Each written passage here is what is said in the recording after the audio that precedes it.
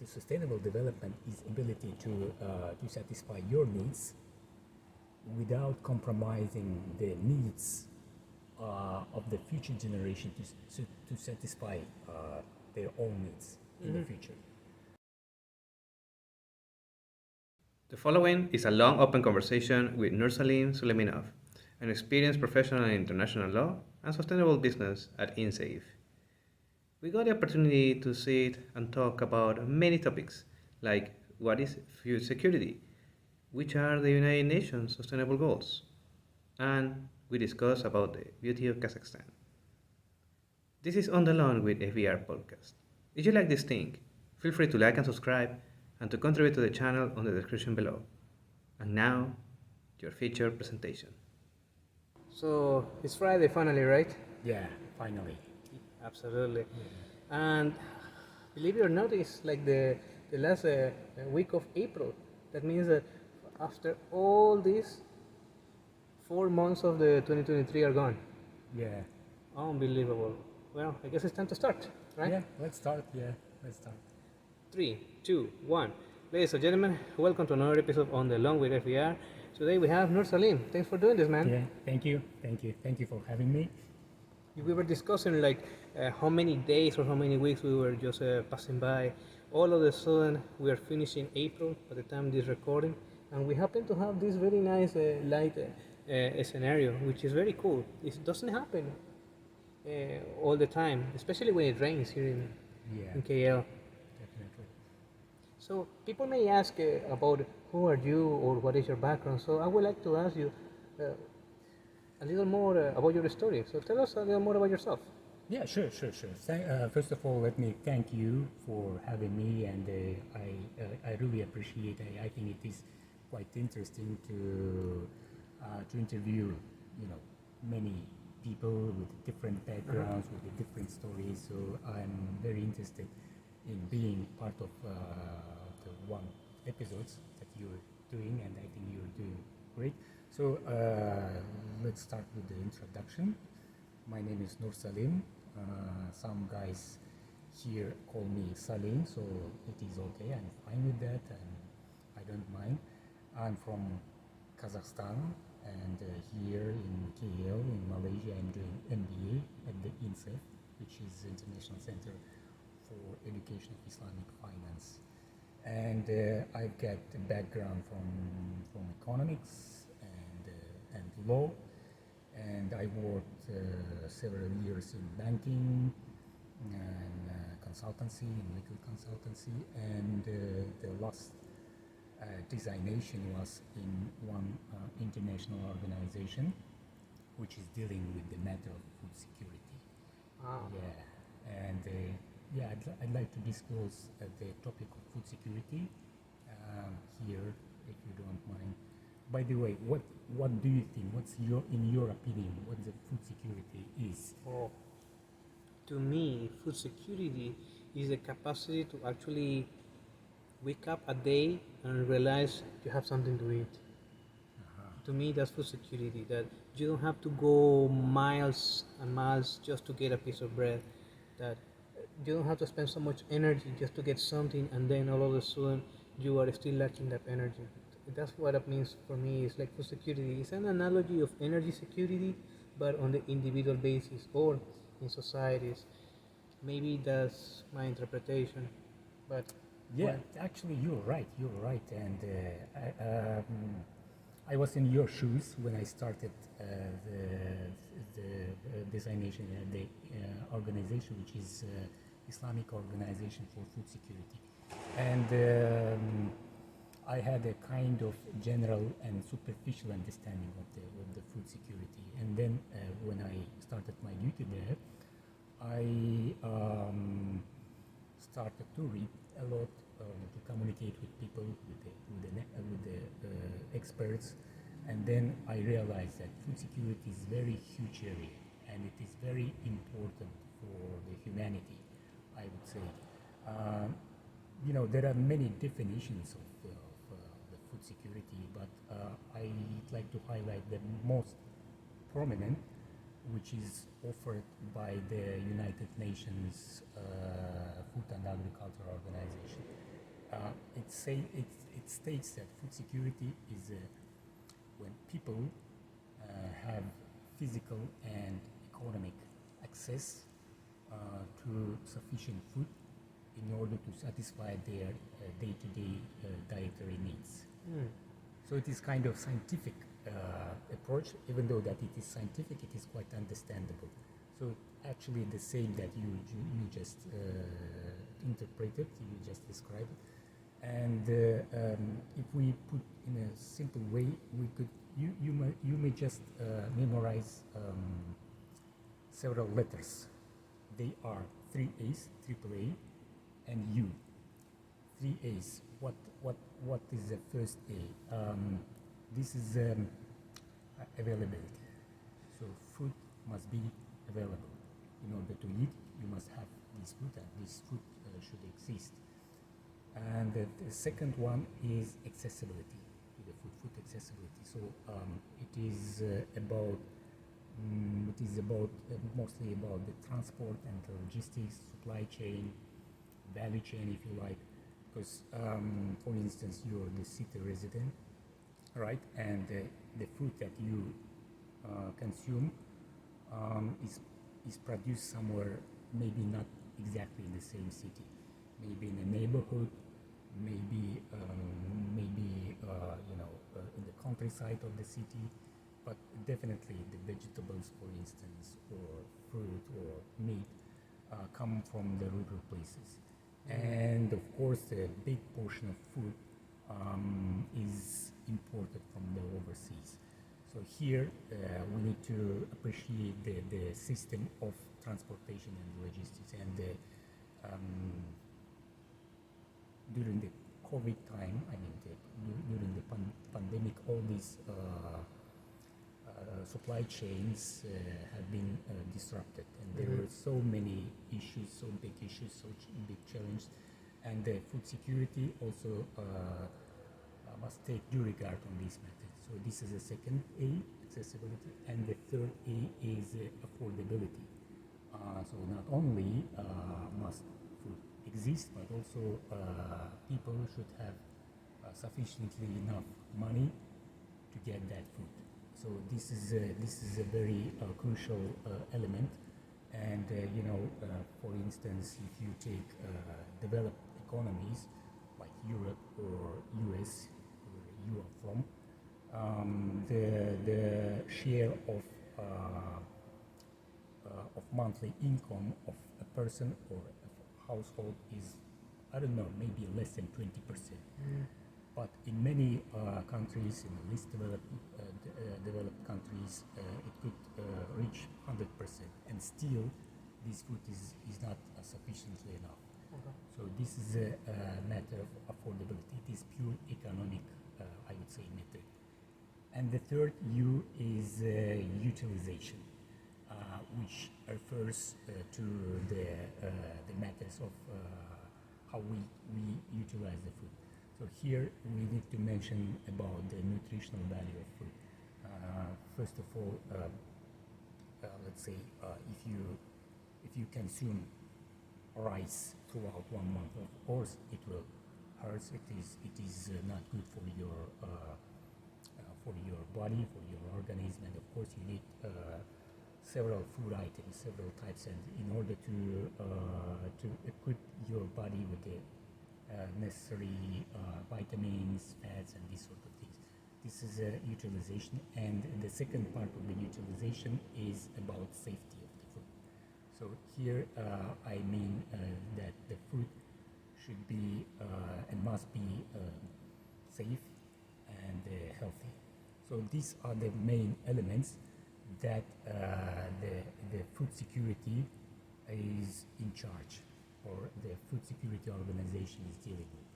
And that's why I believe food security is a very, as I said, very important, crucial area. And for instance, one question for you: what do you think? What's your idea? How many people, or what's the number of people who are suffering because of the hunger, because of the malnutrition, because of the foodborne illnesses globally. What do you think? Do you have any idea? I really have no idea. I believe that there's going to be maybe 1 billion of people that are either undernourished or they have no access to affordable food. I know that there is something called food deserts. Like you are literally very far away from a place to get something accessible, and even when you finally reach that place where they certain food, it's like it's not of very good value. So I really have no perspective. Maybe. Yeah. According to data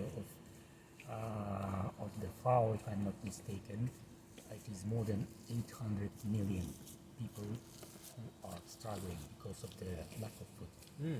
Yeah, it is a huge amount, almost 1 billion of the population. That's why I think this is a very crucial agenda. Yes, you could imagine 800 something million of people who somehow expose these kind of issues. And that's why I think international community put this as a top priority. And it is top 3 UN SDG. You know that UN has the strategic goals. Sustainable Development Goals, and SDG number 2 is about the food security. Actually, it is zero hunger, and we must achieve zero hunger by 2030. I know that there are many critics, and I know that many people say that it is impossible to achieve this goal, but I believe that this is not a justification to eliminate this goal, and we should do our best. I mean, the humanity, the governments, the organizations, different types of organizations, corporations, they must have kind of commitment, and maybe they must spare no efforts to achieve this goal, and put all the efforts on a scale to achieve this goal. And by the way, I think nowadays people at least started to understand what the significance and the importance of this issue. And these organizations, like the organization I work for, is dealing with this matter, and there are plethora of different organizations on different levels. It could be on the national level, it could be on the international or regional level. So this is a thing, and I'm very thankful for all people who surrounded me when I was in that organization, and I think they understand, and they're doing all the best to somehow contribute to achieve this issue. And another thing that I'd like to highlight is that my former boss, His Excellency Director General of Islamic Organization for Food Security, he's a great man, and I'd like to highlight one personality trait here, because apart from the professionalism, he's a professional, no question on that. He has a heart of gold. So it is very important mindset, because in these kind of organizations, you must have not only digit-orientated mind, but also a kind of empathy and sympathy. Okay. You know what I mean? So this is a thing, and I strongly believe that he has this capacity. Otherwise, if you are just a digit orientated person, maybe it is not a place to work, because anyway you need to have this kind of empathy in your heart or in your mind, because this is a social problem. So in short, this is a food security issue that we are facing at this moment, and yeah, that's the thing. And actually, the MBA which I'm doing is MBA in sustainable business or sustainable development. And I chose this MBA because it is very relevant to my background. And actually, I'm doing several projects. I could describe this maybe later, maybe now. So I would like to hear about your projects. And before we enter into that, I would like to step back a little and ask you, how was the young Nursalim growing up in Kazakhstan, and how did you decide that this is the field I want to enter? Um, I think by fortune, or I didn't. I didn't know that this kind of organization in my country exists, Okay. and it was just suddenly I figured out that they need some lawyers because I started as a lawyer there, and I was then promoted. And my last post was director, executive. I was a director of cabinet, and I found this organization just by by maybe luckily. At that time I was in a legal consultancies, and I decided why not to, and as I said, at that stage I had a very general understanding, and I was quite curious to learn how the food systems, food security is not a system. Food security is a let's say condition. But in order to get that food security, you need to have food systems which work properly, smoothly, and all these systems are established by men, but by smart minds. And I was very curious to learn how it works, what kind of programs you need to establish. So that was my little story, how I was engaged to this food security. Before, as I said, I was in banking, and then I did work in a consultancy, legal consultancy.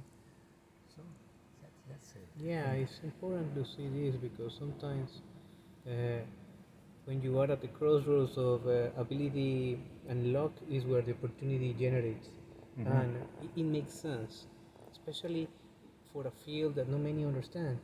Yeah. And you mentioned you're working on some projects going on. Can you tell us a little more? Definitely. I'm doing one project which is also linked to the food security. It is about food waste.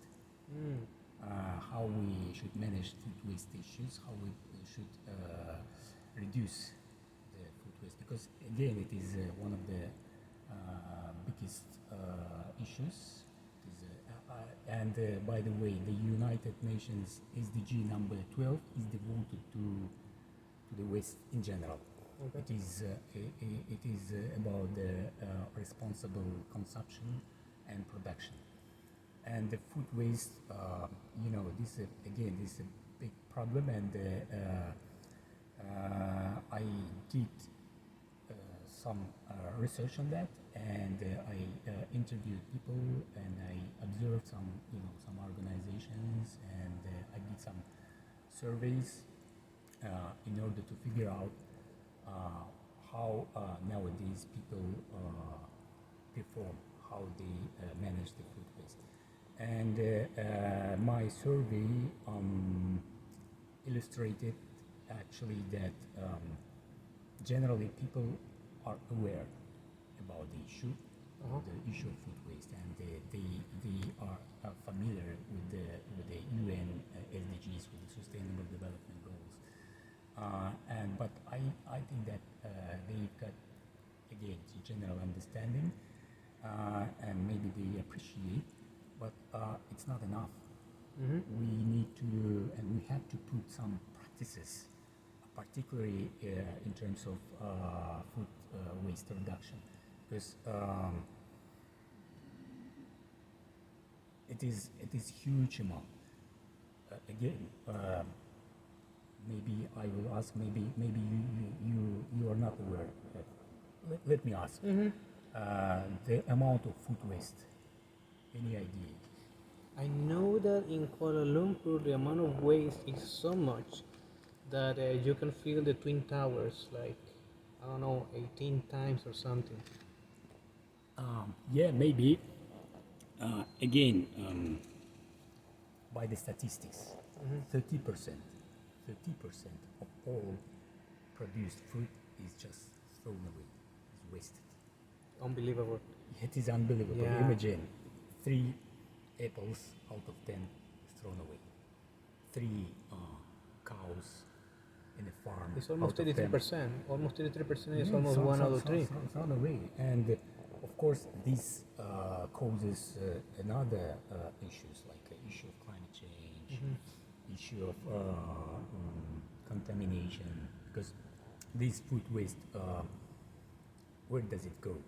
It goes to the landfills, right? And these then in turn, along with the other types of waste, solid waste, they contaminate the soil over there. And then this also contaminates the underground water, and this water goes to the rivers, and this circle, and it has huge negative effect, and that is why it is very crucial problem, and we need to again to manage somehow. We need to do everything that we could, because it is a matter of sustainable development.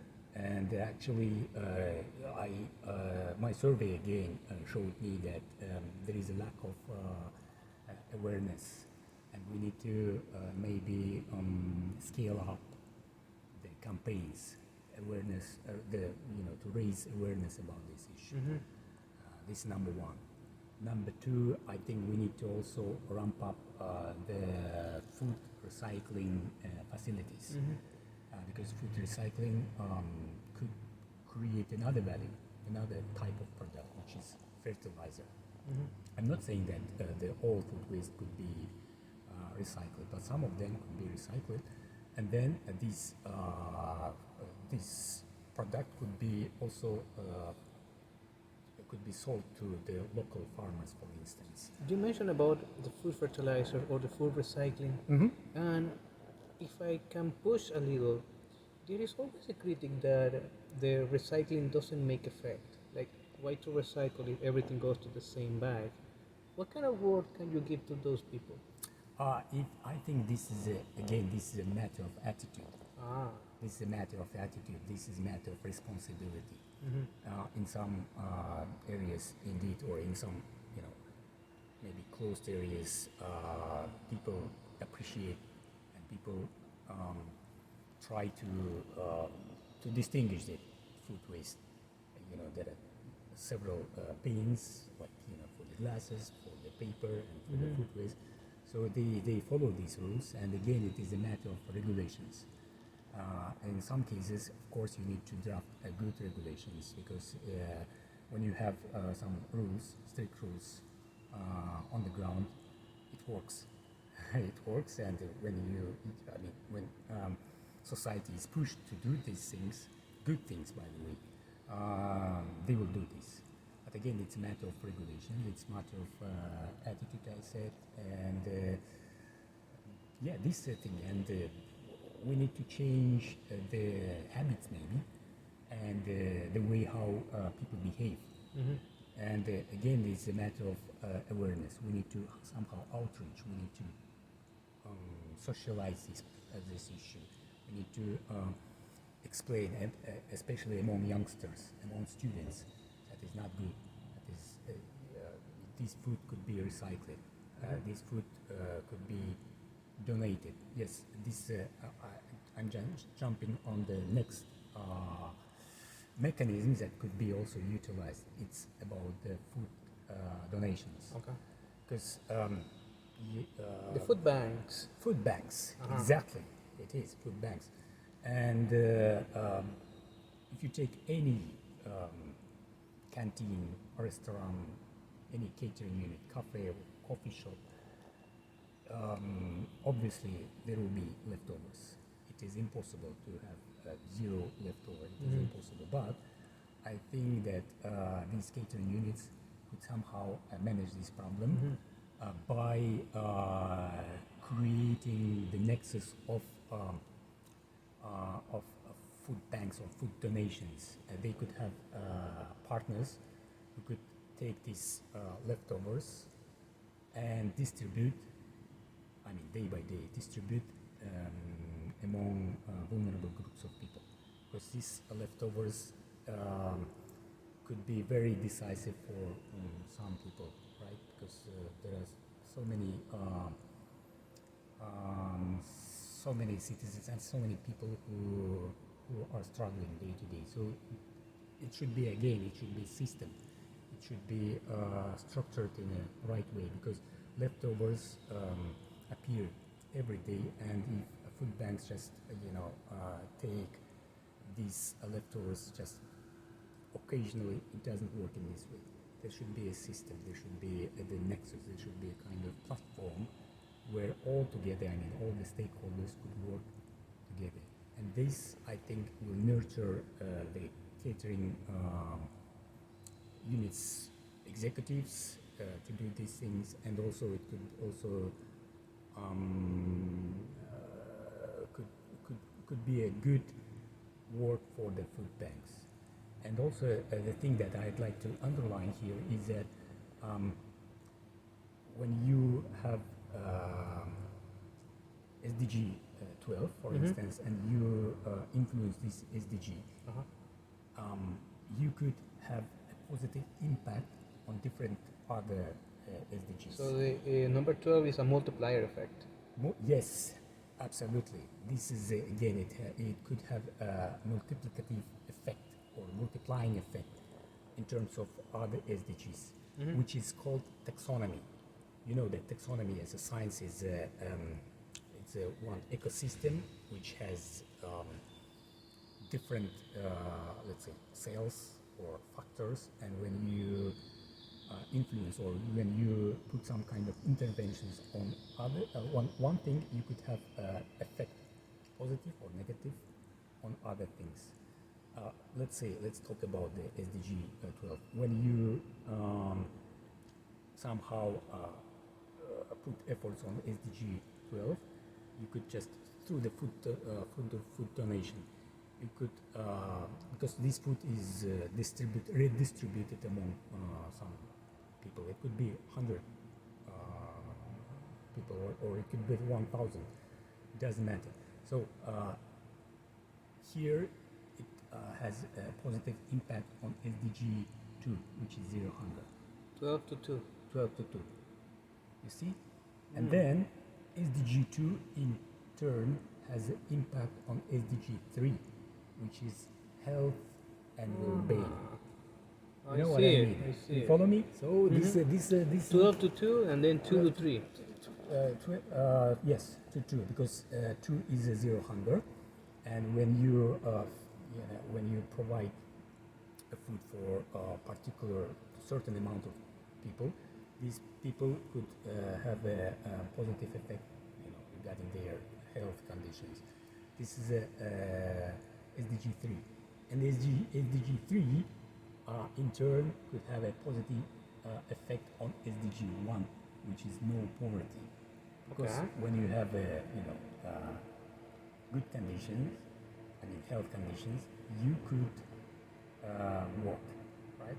If you can work, means that you could earn money. Generate. Yeah, this is taxonomy, which is a science, and it is very interesting but very challenging part of the SDG. And actually, what I'm doing is exactly this thing. And the beauty of this, as I said, when you influence one element, you could have a multiplicative effect. and the final maybe report or maybe final outcome is just to evaluate what kind of effect, what kind of impact you're going to have after implementing some kind of initiatives or activities or the programs. And I believe that all these things should be, I mean, the programs, SDG programs should be evaluated from this perspective. Yeah, it's not relevant. By the way, it's not just relevant for these kind of organizations like intergovernmental sustainable development organization or NPO, non-profit organization. It is very much relevant to the corporates as well. Let's take I don't know. Let's take a bank, for instance. Not investment bank. I'm talking about the ordinary commercial bank. What is a bank? Bank is a intermediation body, right?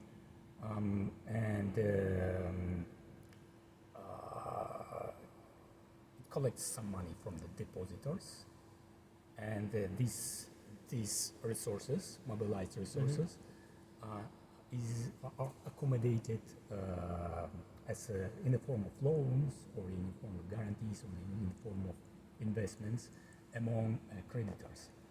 And then the bank should evaluate the profitability of each loan, right? And because the bank is responsible for the depositors and for the shareholders, right? For the shareholders is another method. It's called fiduciary duties. The fiduciary duty, yes. Fiduciary duties. It is a matter of it is the relationship between agents and principals. Anyway, they are responsible for them, and I believe that, and actually I see that banks started to change their paradigms of maybe decision making. Okay. And I think that they started to realize that they are also the actors, and then the very important actors, by the way. And then these banks started to evaluate from this perspective, because not only the profit is to gain a profit is the ultimate goal, but also this profit should, I mean, these activities or these investments should have a positive impact in terms of the society, in terms of the environment. This is nowadays mainstream. That is why we have green bonds and blue bonds, social bonds. So even though that the mechanisms are different, but the idea is the same. These instruments, financial instruments, must give profits for their shareholders, but as well as the positive impact. So from this perspective, I believe that we are witnessing some kind of change in the mindset. And this SDG, let's say, is sustainable development agenda should be somehow incorporated in decision making. Somehow the strategy should be aligned with the notion of SDGs. That is the beauty and that is the peculiarity of the SDG. And I believe that nowadays many experts started to think about that. It's totally understandable that in order to make alignment, a lot of energy has to be invested. Of course, most important is about the time frame.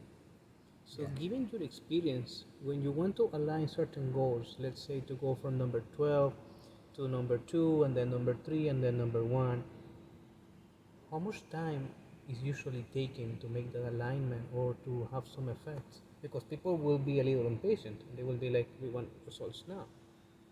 I think it's not a matter of quick wins. It is. It has a far-reaching effect. Okay. And we should consider from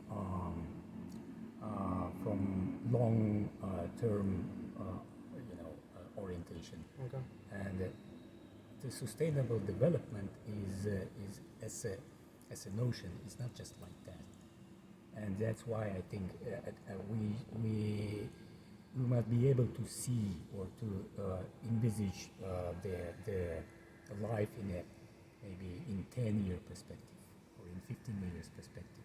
That's why I think the corporation, the organization should have these kind of far-reaching effects, and they should pursue and they should aim at this effect rather quickly. And of course, there could be some kind of immediate effects, but when we talk about sustainable development, we must see that this is a far-reaching, I would say, endeavor, and this is a thing that we need to incorporate in our psychology of doing the business. Because, for instance, let me give an example. Maybe you are aware about the notion of corporate social responsibility, CSR. Yeah, and it is good thing. By the way, it is very good thing, and I believe that many corporations, many organizations have a CSR agenda, but it is a little bit different because CSR is distinguished from the main business. So, okay. for instance, let's say manufacturing company, they do. This company could do some business in particular area, but CSR could stand apart from this particular area, and the budget for the CSR is taken from the profits, and not necessarily CSR activities could be linked to the main business. See what I mean? So this is again the concept is same, doing good things for the society, for the environment, but the mechanisms are different. SDG instead offers to customize in their businesses. We take a corporate organizations, and I think that there are many organizations that do sustainable development programs. Okay. And these sustainable development programs or projects also must have these kind of maybe metrics, because we need to gauge, we need to measure what kind of effect and what kind of consequences these projects will have in a future. It could be in the nearest future or in a foreseen future. You mentioned about measuring. Yeah. And given that we discussed CSR, one of the biggest critiques of the nowadays ESGs is that they don't have a very tangible way of measuring. So I need to ask you, what would be the benefits or the contrast between CSR versus ESG? Very good question, actually. I'm of opinion that ESG is an element of risk management. It is somehow managed by the total risk management, and this is the big difference between ESG and the CSR, right? This SDG, that I'm discussing, that I'm talking about, is I think it has a wider vision than ESG and CSR. That would be my answer to you.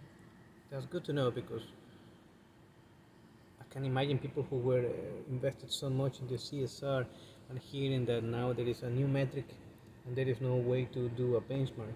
Yeah. Especially when we discuss about food security. Now, I would like to ask you something about the places you have been and the food security you have seen. How different is the food security in, let's say, Eastern Europe or Kazakhstan versus Southeast Asia or Malaysia?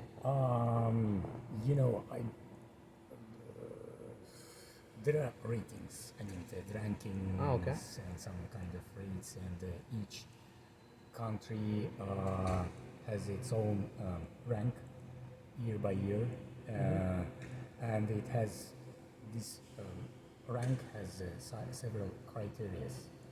And again, given that I currently don't represent the organization, I cannot tell. But anyway, there are some kind of metrics, and I would say that, for instance, Gulf countries, even though that they are located in a desert area, right, and there are no big opportunities to cultivate crops and make agriculture, but even though that they have these kind of natural circumstances, they're doing very great, and they have advanced rankings because they were able to create the system, the okay. food systems, or the Singapore. Again, it is a small country, but it has a very high ranking in terms of food security. So yeah, it depends on several criteria, but yeah, as I said, there are many, let's say, ranking entities that somehow put these kind of metrics and evaluate the performances of several countries. Now, given those performances and given those on your experience, something comes out to my realization. What made you say MBA in sustainability, and what made you say INCEIF is the way to go? You know, MBA. I wouldn't say that MBA was was a dream of my lifetime. No. But from time to time, I just search new programs, particularly MBA programs. And one day I figured out that INCEIF, which is an international, as I said, International Center for Education of Islamic Finance, offers this MBA, and I found it very interesting because I have gone through the curriculum, and these courses were very interesting for me because MBA, you have several courses and they are squeezed. Yeah, but generally you could cover all important elements of the business or of the organization. Like, for instance, at the INCEIF, MBA course has got a marketing, organizational behavior, strategizing, the management, valuation, ethics and professionalism, and many other interesting courses. And I was very interested in in applying this, and finally here. And by the way, I just want to thank INCEIF. Yes, I'm very thankful for the INCEIF, to the INCEIF for giving this opportunity for this journey that I'm now enjoying. And I'm very thankful to the President, His Excellency Dr. Azmi Omar, Professor Dr. Shah, Dr. Harom, Dr. Fairuz, Dr. Farida, Dr. Ziad, and many other professors and doctors. And I appreciate your efforts, and I believe that MBA in INCEIF personally matches my expectation. And yes, I'm very thankful, and I'm really enjoying MBA because I met so many interesting people, not only mates but also professors, and I'm very thankful that INCEIF has a good relationship with the Asia School of Business, because I also met many guys at the ESB like yourself, and I really kind of appreciate the communication with the very interesting and very exciting people. So, yeah. So, given that you have been given the opportunity to explore this program and also this area of the world, what gets your attention the most when you're going through the streets of Kuala Lumpur? I love Kuala Lumpur. It is a very peaceful place. I think the most valuable is the people of Kuala Lumpur, people of Malaysia, because they're very kind, they're very supportive, and I'm very happy to be among Malaysians and among other international students whom I met last several months. So I found Kuala Lumpur as a place where you could get a good education and you could spend a good time with interesting people, and the weather, by the way, the weather is. I think that some guys think that maybe it's too hot, but I'm okay with it. And actually, I visited Kuala Lumpur many years ago, but in a different capacity. I was here as a tourist, and that time I spent something like 10 days. And that time I realized, oh, it's a great city. But at that time, I didn't know that one day I will be given opportunity to come here again to be MBA student.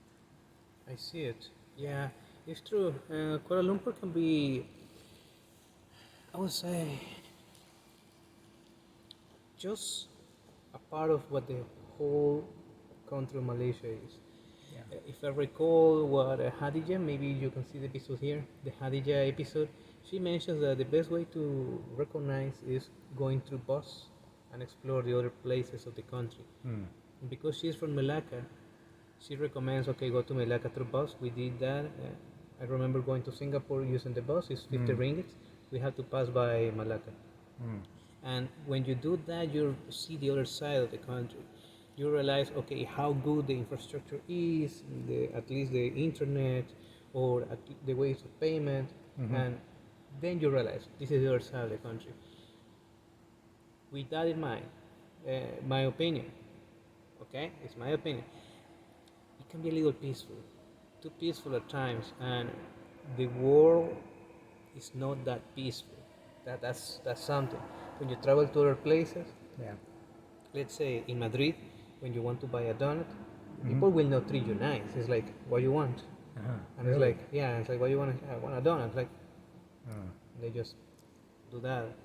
There are places that you don't expect this kind of service. Sometimes they can be very rude, but that's sometimes the way they are.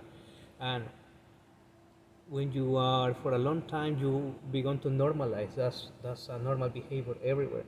Yeah. So, with a grain of salt, it's good to have this piece, like a way of healing towards the next step or something else. Yeah. Of course, you cannot go to the other extreme, like a war zone. All of a sudden, there is so much you cannot even recognize yourself after so long. Yeah. Also- Indeed, I agree with you. Yes. There is also something that I wish we can disagree, which is the infrastructure itself. Recognizing that, yeah, we have roads and everything, but compared to other places, let's say it can be a level ahead. Compared to other places, it can be not so far. And it's like, where do they put the money? And maybe another degree to discuss will be compensation levels. I remember discussing this in a panel of semiconductors, that Malaysia itself has a problem, that most of its engineers, they go to Taiwan because they get $5,000 pay for the big semiconductor corporations. But here, they don't receive that level of compensation. And the problem is that talent gap they don't cover the talent gap. So what you do? Well, you're supposed to get from overseas, but hearing from that panel, from those ministries that they are comfortable in the way they are or they are working on, it doesn't reflect the words with the actions. So it's that like sometimes so much peace makes you so comfortable that you don't feel the urgency. It's like you need to act. And maybe that's something that we can just see in the future. Overall, it's a good place. Maybe the food is a little too spicy at moments because But yeah, you need to get used to. To get used to. And if you've got some kind of issues with stomach, yes, it is not good because some stuff could be so spicy and so I would say so chilly, very hot. So you need to be very careful. But many people like this kind of stuff. now something that I found out through the region. This is a rumor, okay? This is a rumor. The best Chinese food outside China is in Singapore, but the best Indian food outside India is in Malaysia. Oh, really? I don't know why. Maybe because through the celebration of the Taipusan or the other ones, I don't remember the name. Yeah. Maybe. Maybe. The banana leaves and all these things. Okay, you go and enjoy it. Yeah. But actually, this is a kind of subjective vision anyway.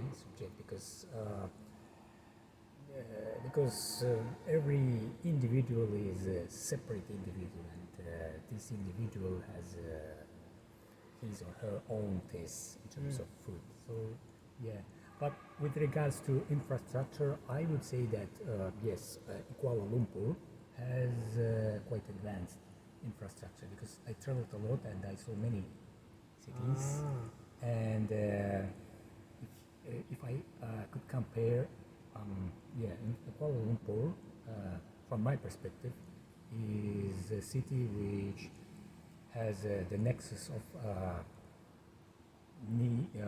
necessary transportation facilities like subways, LRTs, monorail, buses, taxi.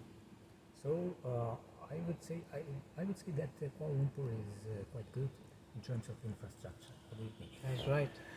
Now, taking your word by granted, I want to ask you something about food security that I'm seeking to understand from your Kazakh perspective. Okay. Why people eat horses in Kazakhstan? Tricky question. I mean, I remember. Okay.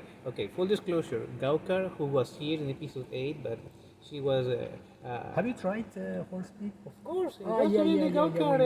We had that. Yeah, the Gaukar We dinner. dine out. Yeah, we did dine out. Yes, true. It was one of those Kazakh restaurants that we literally had to go almost to the airport just to go there, and it was nice.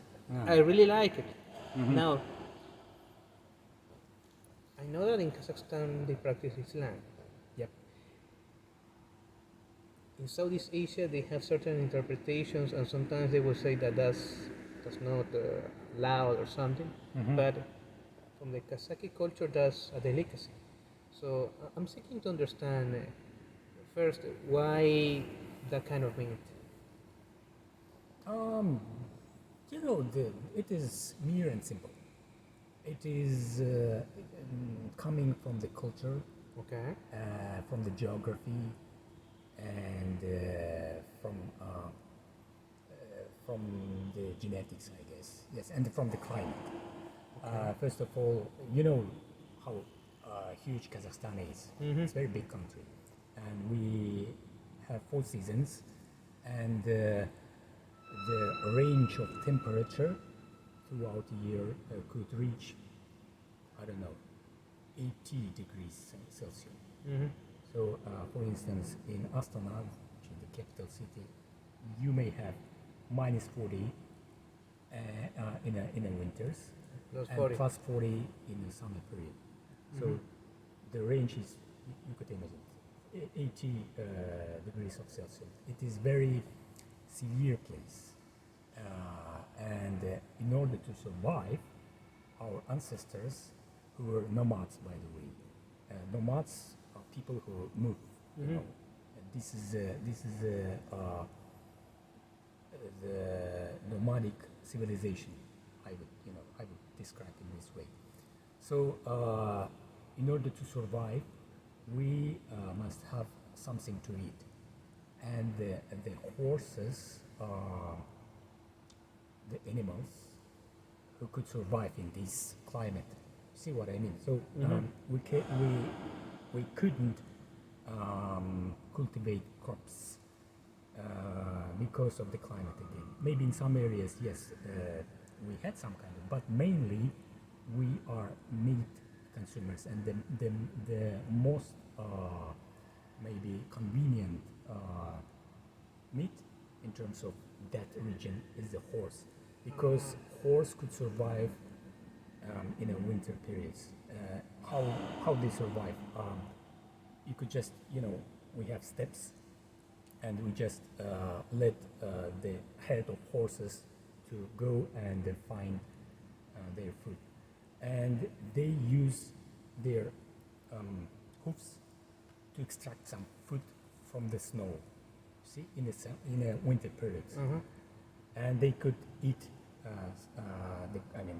the grass by extracting these from the snow and from the soil. This is maybe the crucial trait of the horses.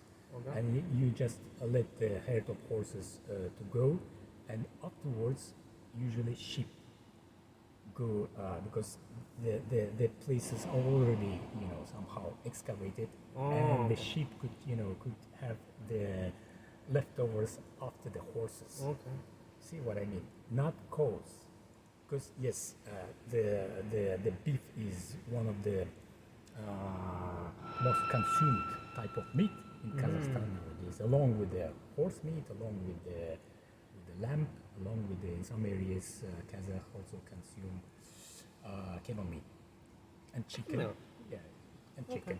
But I'm talking about the ages, like 100, 200 years ago, and that's why it comes from the climate and from the history. And as I said, we are nomads. Our ancestors were nomads, and the horse is a big philosophy because it's not just the meat; it is a vehicle. You need to go throughout the steps.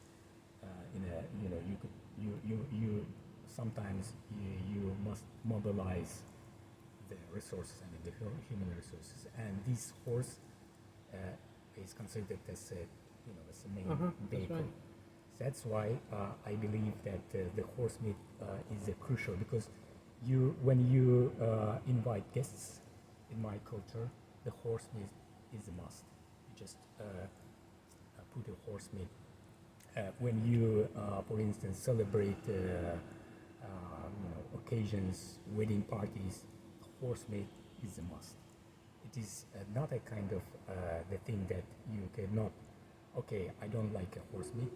No, you cannot do that. You horse use meat, a fork. Yes.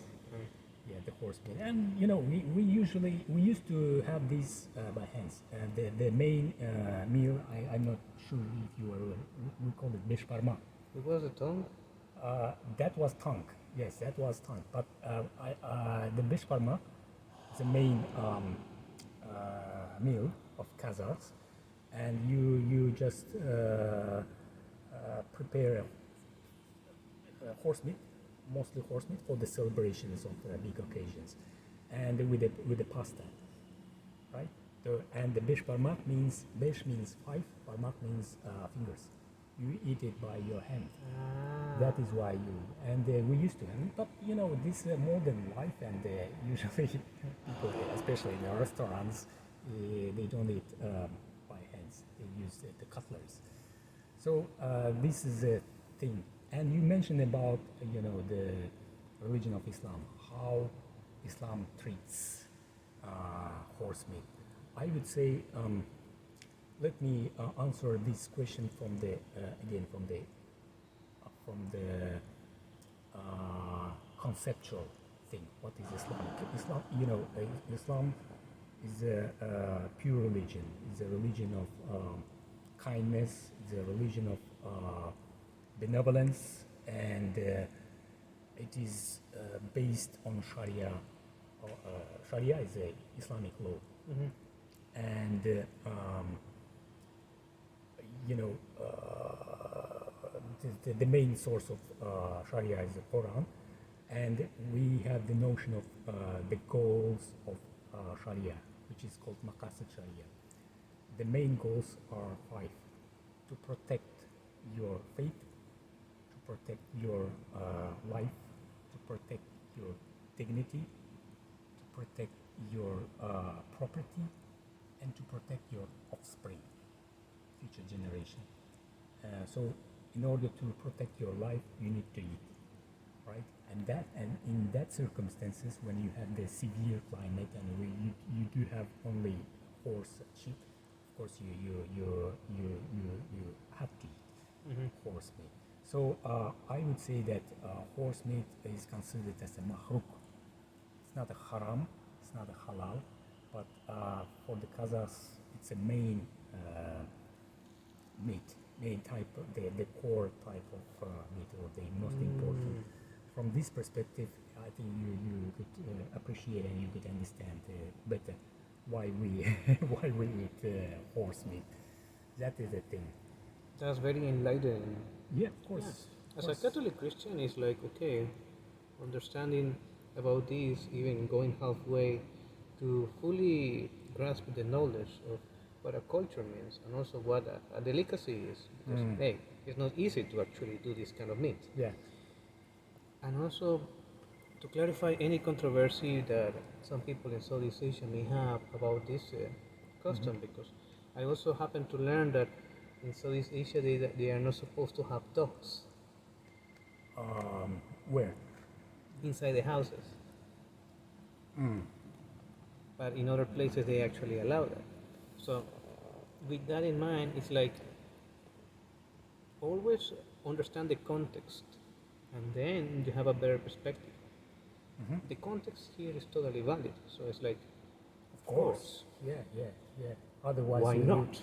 Otherwise, you cannot survive. You cannot enable the future generations to appear. And By the way, I mentioned the offspring, right? As a fifth goal Element, Of the fifth goal of Maqasid Sharia. It sits very well with sustainable development. oh, Because sustainable development, what is this? The sustainable development is ability to satisfy your needs without compromising the needs of the future generation to satisfy their own needs in the future. So you need to take care of all the things that you have, the environment, the water, other resources, and you need to use these resources in a very responsible way, so as the future generation, your kids, your grandkids, and the other grandkids could also enjoy these resources. And the Maqasid Sharia, which has the fifth goal to protect offsprings, aligned with this, and that's why I believe that Islamic financial organizations, Islamic banks, for instance, they have already incorporated sustainable development in their day-to-day business. this is impressive. Yeah, from this perspective, you could also maybe view or reconsider your vision of Islamic banks. Yeah, that's very comprehensive. Now, given that we have been discussing this, I would like to ask you, what are you currently working on right now? I'm working on this project, and actually I'm about to complete. I'm about to complete. Anything else that is on And the actually, pipeline? yes, I'm not sure where I will work in the nearest future, and you never know where your path will lead to. You never know what kind of doors will be appeared in front of you. But I think that definitely it will be something related to this area, to sustainable development. And one more thing that is definite, I'm Kazakh. I'm a patriot and I love my country, and I would love to work in my country, to serve society in my country, to serve, I don't know, in what capacity, whether it could be the government or the corporate, or I don't know, maybe the non-profit organization. It doesn't matter. I'd like to serve my society, and I would love to make my humble contribution towards development of my country and the region itself. Yeah, that would be my answer. Now, given that we have been discussing all of this, chances are some young people here, some young Nursalians will be watching this. So, one question for you will be, what piece of advice you will give to your younger self? It's another tricky question, I would say. I think first of all, be yourself, and I would say that you need to work hard and make indeed efforts to do things and to put the things in a proper order. So study, communicate, because the communication, the networks give huge maybe sense of belonging to something, and actually you empower yourself through the communications, because you learn from people, from your counterparts, a lot of things that you may not find in a books or in articles. And be patient, and don't worry about the things that maybe that not go in a proper manner. I think at the end of the day, you'll succeed. That would be a piece of advice, or I don't know, the recommendation for the youngsters. That's a very powerful. Yeah. I cannot find a better way to end the episode. How can people find you? Are you on social media? Are you on LinkedIn? Yeah. I'm in LinkedIn. I've got an account there, Nursalim Suleimenov. By the way, my surname. I've got an account in Facebook. Yeah, Facebook and LinkedIn. In other social networks, I don't have any accounts. Hey Nursalim, I really enjoyed this discussion, man. Okay, thank you So, very much. for people out there, please stay Appreciate safe. See you when I see you. Bye. Thank you. That was it.